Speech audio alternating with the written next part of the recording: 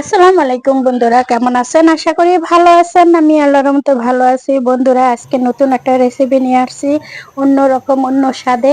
আর recipe হচ্ছে গরু মাংস ভুনা করবো একটু ঝাল ঝাল দিয়ে। আর এখানে আমি তেল দিয়ে দিচ্ছি পেঁয়াজ বাটা, দিয়ে দিচ্ছি আদা বাটা, আর দিয়ে দিচ্ছি রসুন বাটা 2 চামচ, আদা দিচ্ছি 1 চামচ। কারণ গরু মাংস থেকে একটু আদার থেকে রসুন একটু বেশি দিলে স্বাদটা একটু বেশি হয়।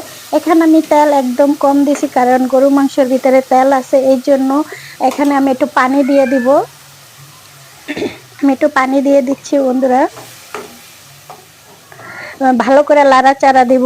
আর এখানে আমি দিয়ে দিচ্ছি লবণ 1 চামচ, হলুদের গুঁড়া 1 চামচ, মরিচের গুঁড়া 2 চামচ,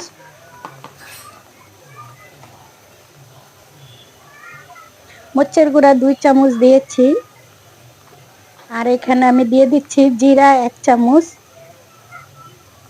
ধনিয়ার গুঁড়া 1 চামচ, এলাচি, দারচিনি, গরম মশলা গুঁড়া 1 চামচ। বন্ধুরা, আমার যেহেতু জিহ্বার ভিতরে সেলাই আছে, তাই কথা বলতে একটু ভার ভার লাগে। আপনারা কেউ অন্য দিক দিয়ে নিবেন না, কারণ আমার জিহ্বার নিচে 2টা সেলাই আছে। কথা বলতে গেলে অনেক সময় আমার কথা আটকে যায়। কেউ অন্য খারাপ দৃষ্টিকে দেখবেন না, কারণ প্রত্যেকটা মানুষেরই একটা না একটা পার্ট থাকে, তা আমারও সেই অবস্থা হয়েছে।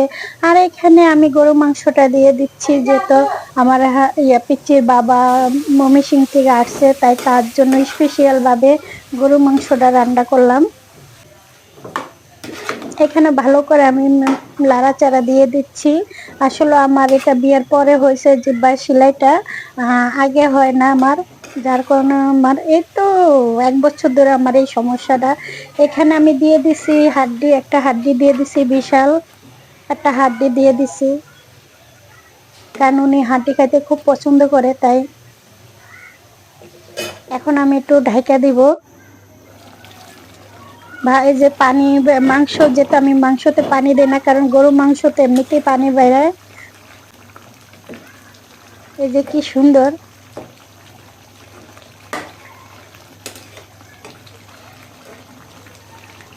মাশাআল্লাহ, খুব সুন্দর কালার হয়েছে।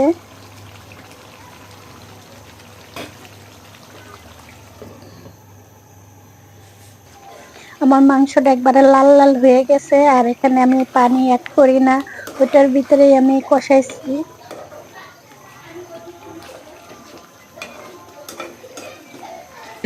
যে যেখান থেকে দেখছেন বন্ধুরা, লাইক কমেন্ট শেয়ার করে দিবেন, ভালো লাগলে সাবস্ক্রাইব করে দিবেন। আর এই হতভাগ্য বোনটার পাশে থাকার চেষ্টা করেন।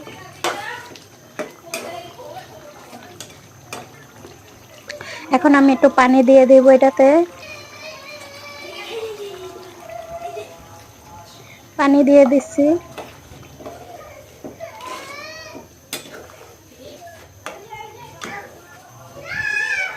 কি সুন্দর গরু মাংসটা হয়েছে।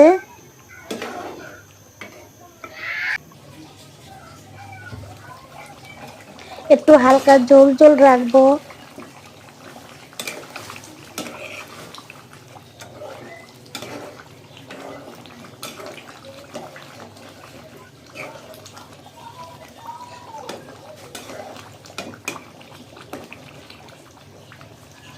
কি সুন্দর কালার, মাশাআল্লাহ মাশাআল্লাহ। তেল কিন্তু আমি বলছি না, আমি অল্প তেল দিব, যেহেতু মাংসতে চর্বি ছিল। আর যখন আমার শাশুড়ি আসছিল, তখন আমার এই মাংসটি আনা হয়েছে। বন্ধুরা, আমার মাংসটা হয়ে গেছে। এত কি সুন্দর, মাশাআল্লাহ মাশাআল্লাহ।